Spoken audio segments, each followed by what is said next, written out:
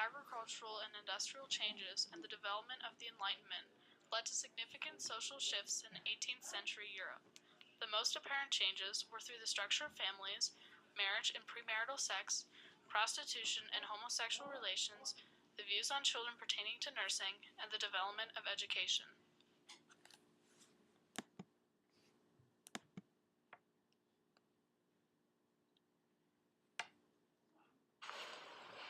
In the 17th and 18th centuries, people started marrying later, if at all, waiting until they could support a family to start raising one. Additionally, young adults often needed to wait for parents to die so they could inherit land. Furthermore, laws and traditions prevented early marriage because peasants needed the approval of lords to marry, and many opposed allowing poor couples to marry so that they could reduce the prevalence of landless vagabonds and orphans. The lack of modern healthcare and sanitation in the 18th century resulted in high mortality rates during childbirth among both women and children. The widespread practice of wet nursing was also a potentially risky situation for children, especially among the upper class where it was common practice.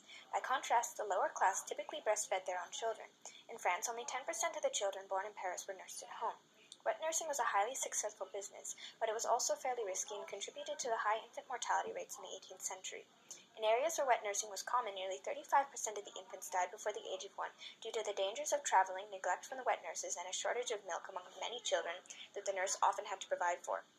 In the later half of the 18th century, the practice of wet nursing began to draw criticism from Enlightenment thinkers, yet the practice continued until the introduction of sterilized cow's milk, which didn't occur until the 19th century. The introduction of orphanages, also known as foundling homes, contributed to the widespread dependence on wet nursing. Foundling homes first began to gain popularity around 1670 and spread to the rest of Europe in the following decades. Foundling homes served as an alternative for urban mothers who couldn't afford to take care of the children. In contrast, rural mothers who did not have access to foundling homes resorted to giving birth in secrecy and smothering their newborn infants. This practice was known as infanticide and was punishable by death. The introduction of foundling homes was intended to eliminate infanticide, but instead resulted in nearly a third of all infants born in Paris being abandoned in foundling homes. The state of most foundling homes were extremely deplorable, and between 50 and 90% of all infants died within the first year. Due to the high mortality rates, foundling homes drew criticism, and many began to view the practice as a form of legalized infanticide. High mortality rates caused parents to avoid making emotional attachments to their children. In addition, the children were severely disciplined to ensure that they grew up to be obedient. During the Enlightenment, the aforementioned actions disappeared as parents were encouraged to support their children. The century's most important writer on child rearing was Jean-Jacques Rousseau, who is the writer of Emile or On Education. Rousseau encouraged parents to allow children to dress in loose and comfortable clothing, rather than the whalebone corsets of the past. He also postulated that boys' education should include fresh air, exercise, book learning, and that they should be taught craft skills. In comparison, Rousseau believed that girls' education should focus on their domestic responsibilities. In 1762, Jean-Jacques Rousseau published the book Emile, which outlined his views on education. The novel includes the characters Emile, Sophie, and himself. Rousseau uses Emile to portray the ideal gentleman in the 18th century and his development through education.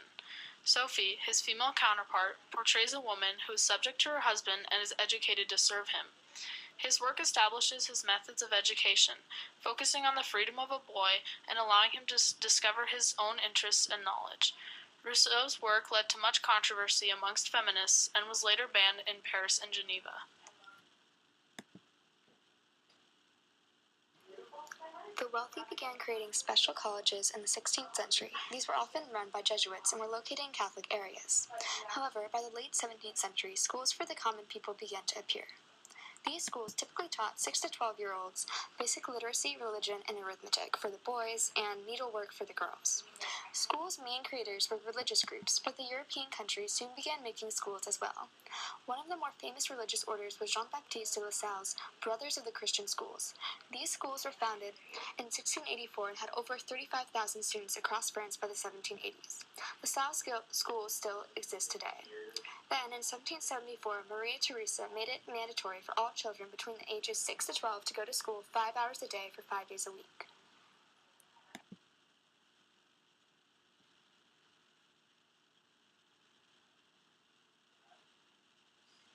Because of the late age for marriage for men, prostitution was widespread and mostly accepted except for in the eyes of the law. Police officers would often examine women suspected of streetwalking for STDs. Most sex workers were poor and from humble origins. However, some prostitutes became wealthy and fashionable and catered to clients in the aristocracy.